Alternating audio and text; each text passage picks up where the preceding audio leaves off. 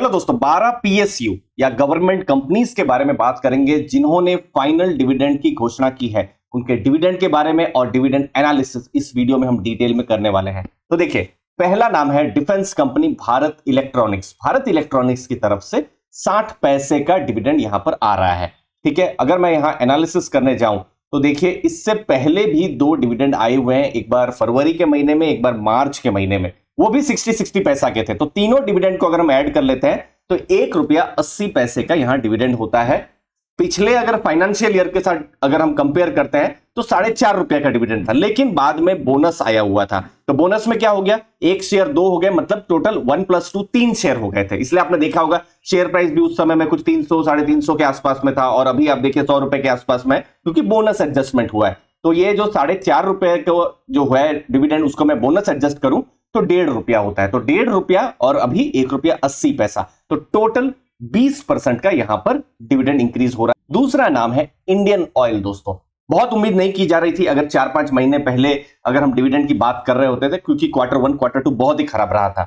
लेकिन अगर आप पिछले फाइनेंशियल ईयर की बात करें एडजस्टेड, क्योंकि उनके केस में भी एक बोनस आया हुआ है 1:2 के रेशियो में, तो ₹8.40 का उनका फाइनल डिविडेंड था। इस बार जो डिविडेंड आया है ₹3 का यहां डिविडेंड आया है। तो डिविडेंड घटा भी है, लेकिन मैं इसको यह भी कहूंगा कि भारत पेट्रोलियम बाद में आएगा, इंडियन ऑयल भारत पेट्रोलियम के केस में एक रिमार्केबल टर्न अराउंड भी हुआ है, खासकर जब हम Q4 के बारे में बात कर रहे हैं। देखिए, एक चीज मैं आपको समझाता हूं, अभी हमको सिर्फ फाइनल डिविडेंड अमाउंट के बारे में ही पता चल रहा है। फिर जो बहुत सारे अभी केसेस आएंगे जहां पर हमको रिकॉर्ड डेट या फिर पेमेंट डेट के बारे में अभी फिलहाल नहीं पता चलेगा। वो क्या आने वाले समय में कंपनीज जो है डिटेल में हमारे साथ वो शेयर करेंगी। तो जनरली क्या होता है फाइनल डिविडेंड के केस में, एजीएम होता है, मतलब एनुअल जनरल मीटिंग। देखिए, जितनी भी कंपनियां हैं, पीएसयू नहीं, जितनी भी कंपनियां हैं, सबका अभी एजीएम अगले कुछ दिनों से शुरू हो जाएगा और ये 2-3 महीना ये चलता रहेगा। तो एजीएम में, इसलिए आप वर्ड भी देखिएगा, मैं रिकमेंड वर्ड यूज कर रहा हूं। एजीएम में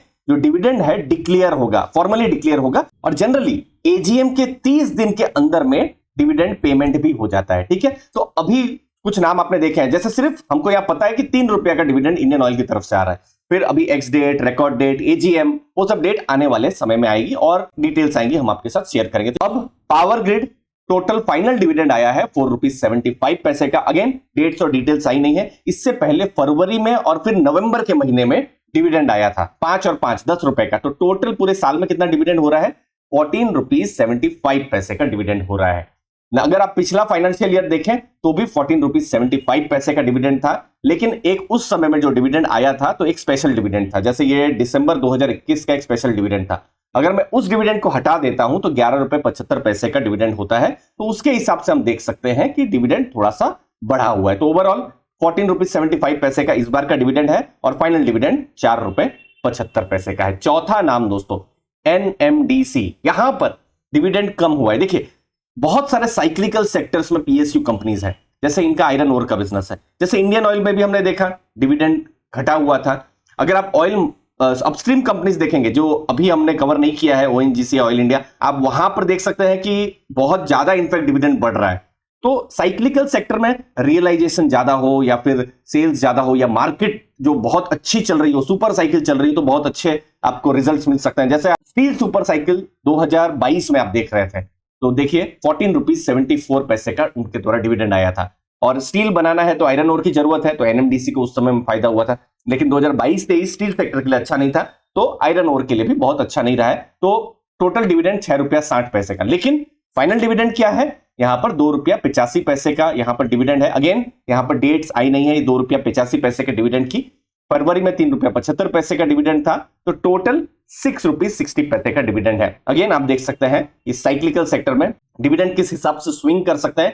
55% यहां पर डिविडेंड गिरा है। लेकिन इंटरेस्टिंग बात भी मैं बताता हूं, अगर प्रॉफिट साइक्लिकल सेक्टर में बढ़ते हैं तो बहुत अच्छा भी बढ़ सकते हैं, उस समय में डिविडेंड आपको अच्छा भी एक्सपीरियंस हो सकता है। तो इसीलिए साइकिल्स को समझना जरूरी हो जाता है, जहां पर हमारा फोकस अर्ली फाइनेंशियल आजादी में रहता है। दोस्तों 8 नाम और आने वाले हैं, उससे पहले दोस्तों अर्ली फाइनेंशियल आजादी के ऐप को बहुत प्यार मिल रहा है। इनफैक्ट स्टूडेंट चॉइस अवार्ड भी मिला हुआ है। सबसे ज्यादा टेस्टिमोनियल्स वेरीफाइड स्टूडेंट्स के द्वारा इस ऐप को मिले हुए हैं। इस ऐप में मैं लेटेस्ट स्टॉक पोर्टफोलियो एनालिसिस करता हूं, जिससे पता चलता है कि बेस्ट फंड मैनेजर जो भारत के हैं वो क्या सोच रहे हैं, कौन से बिजनेस में वो पॉजिटिव हो रहे हैं। साथ साथ कुछ फ्री इन्वेस्टिंग लर्निंग मटेरियल्स और लर्निंग वीडियोस आप इस ऐप में एक्सप्लोर कर सकते हैं। रेगुलर मास्टर क्लास मैं यहां पर स्टूडेंट्स के लिए लेता रहता हूं और साथ साथ यहां पर इन्वेस्टिंग से जुड़े हुए कोर्सेस हैं जिनको आप हैवी डिस्काउंट में एक्सप्लोर कर सकते हैं। डिस्क्रिप्शन बॉक्स में मैंने लिंक को दिया हुआ है दोस्तों, आप भी ऐप को एक्सप्लोर कर सकते हैं। पांचवा नाम है दोस्तों स्टेट बैंक ऑफ इंडिया। बहुत ही जल्दी इनका डिविडेंड आने वाला है। इनफैक्ट इनके केस में एक्स डेट भी आ चुकी है, 31 मई एक्स डिविडेंड डेट है। और कितना का डिविडेंड है? 11 रुपया 30 पैसा। मतलब 31 मई से पहले जिनके पास भी स्टेट बैंक ऑफ इंडिया का शेयर है वो इस डिविडेंड के लिए एलिजिबल है। 31 मई या उसके बाद अगर आप एसबीआई का शेयर खरीदते हैं तो डिविडेंड के लिए आपकी एलिजिबिलिटी नहीं रहेगी। तो ये हमको ध्यान में रखना है। पेमेंट भी बताया है बैंक ने, जून 14 को पेमेंट भी एसबीआई का हो जाएगा। पिछले साल 7 रुपया 10 पैसे का डिविडेंड था, इस बार प्रॉफिट बढ़ा है और आप देखिए 59% डिविडेंड भी इस बार एसबीआई, भारत की सबसे बड़ी बैंक, बढ़ रहा है। अगला नाम है दोस्तों पावर सेक्टर का जायंट एनटीपीसी। दोस्तों हमारे घर में इलेक्ट्रिसिटी आ रही है, बहुत बड़ा एनटीपीसी का योगदान है। 3 रुपया का फाइनल डिविडेंड उनकी तरफ से आ रहा है। और अगेन इनकी भी डेट्स और डिटेल्स आई नहीं है, सब्सक्राइब करके रखिएगा, जैसे ही डेट्स डिटेल्स आएंगे हम आपके साथ शेयर करते रहेंगे। 3 फरवरी को ये एक्स डिविडेंड डेट थी, तो 4 रुपया 25 पैसे का उस समय में डिविडेंड का एक्स डिविडेंड डेट थी। तो टोटल पूरे साल में 7 रुपया 25 पैसे का डिविडेंड यहां हो रहा है। पिछला जो फाइनेंशियल ईयर था FY22 में 7 रुपए का डिविडेंड था। तो टोटल थोड़ा सा डिविडेंड यहां पर बढ़ता हुआ नजर में आ रहा है, लगभग 3.6% का एनटीपीसी की तरफ से। बीपीसीएल अगेन इंडियन ऑयल की तरह इस बार भी उनका डिविडेंड कम हुआ है। 16 रुपया का डिविडेंड था पिछले फाइनेंशियल ईयर और इस बार जो डिविडेंड है यहां 4 रुपया का हो गया है। डेट्स डिटेल्स आई नहीं है, बट कंपनी ने यह कहा है कि जो एजीएम होगा उसके 30 दिन के अंदर में पेमेंट हो जाएगा। 16 रुपए से 4 रुपए का डिविडेंड 75% गिरा है, लेकिन मैं इसको एक टर्न अराउंड ही मानूंगा। आईओसीएल की तरह यहां भी उम्मीद नहीं की जा रही थी 4-5 महीने पहले कि कुछ भी डिविडेंड आएगा या प्रॉफिट भी होगा, लेकिन एक टर्न अराउंड हुआ है और हमको डिविडेंड देखने को मिल रहा है बीपीसीएल के केस में। राइट्स यहां पर देखिए, यहां पर कुछ अलग अलग कलर्स भी मैंने किया है। राइट्स एक यूनिक केस है। यहां पर फाइनल डिविडेंड जो है, पिछले साल की बात कर रहा हूं, फाइनल डिविडेंड बाद में आया था, उससे पहले इंटरिम डिविडेंड आ गया था। समझाता हूं, अप्रैल मई जून का जो इंटरिम डिविडेंड है उसकी डेट अगस्त में आ गई थी। ये देखिए अगस्त को आप देख रहे हैं 4 रुपए का डिविडेंड आ गया था और जो फाइनल डिविडेंड था उन्होंने 3.5 रुपए का घोषित किया था। तो उसकी एक्स डेट आते आते सितंबर महीना हो गया है। जी हाँ, होता भी है, कुछ कंपनियों में होता भी है। तो यहां राइट्स का एग्जांपल आपके सामने रख रहा हूं। खैर डिविडेंड से हमको यहां पर मतलब है, तो देखिए पिछले साल में 17 रुपए का यहां राइट्स की तरफ से डिविडेंड आया हुआ था और इस बार जो टोटल डिविडेंड है 20 रुपया 50 पैसे का डिविडेंड हो रहा है, जो कि 21% डिविडेंड बढ़ रहा है। इनफैक्ट आप देखेंगे कुछ कंपनियों में से राइट्स हैं जहां पर साल में 4 बार डिविडेंड आ रहा है, जैसे अगस्त, नवंबर, फरवरी और अभी मई का जो फाइनल रिजल्ट्स आए हैं उस समय में डिविडेंड। अब फाइनल डिविडेंड क्या आया है वो तो मैं बताना भूल ही गया, 6 रुपए का फाइनल डिविडेंड है। अगेन यहां पर डेट्स अभी तक आई नहीं है और डिटेल्स आई नहीं है, लेकिन अगर हम पिछले साल के हिसाब से देखें तो थोड़ा यहां पर समय लग सकता है। तो टोटल 20 रुपया 50 पैसे का एक स्ट्रॉन्ग डिविडेंड यील्ड भी हमको राइट्स की तरफ से आ रही है। पंजाब नेशनल बैंक दोस्तों देखिए 2015 में एक डिविडेंड आया था 3 रुपया 30 पैसे का, फिर पिछले साल डिविडेंड आया 64 पैसा और इस बार 65 पैसे का पीएनबी की तरफ से हमको डिविडेंड देखने को मिल रहा है। एजीएम जून 30 को होगा और उसके बाद हमको पीएनबी की तरफ से डिविडेंड देखने को मिलेगा और ये जो 65 पैसे का डिविडेंड है इसके लिए 23 जून ध्यान में रखना है, ये एक्स डिविडेंड डेट होने वाली है। 9 नाम हो चुके हैं, 10वां नाम है दोस्तों SJVN। 1 रुपया 70 पैसे का पिछले साल डिविडेंड था, इस बार 1 रुपया 77 पैसे का डिविडेंड हो रहा है। अगर हम इस फाइनेंशियल ईयर की ही बात करें तो फरवरी के महीने में 1 रुपया 15 पैसे का डिविडेंड था और फाइनल डिविडेंड जो इस बार अभी कुछ दिनों पहले जो कंपनी ने रिकमेंड किया है वो है 62 पैसा। तो जो भी डेट्स आएंगी वो इस 62 पैसा के लिए जो भी रिकॉर्ड डेट है अगले कुछ दिनों में या सप्ताह में हम एक्सपेक्ट कर सकते हैं।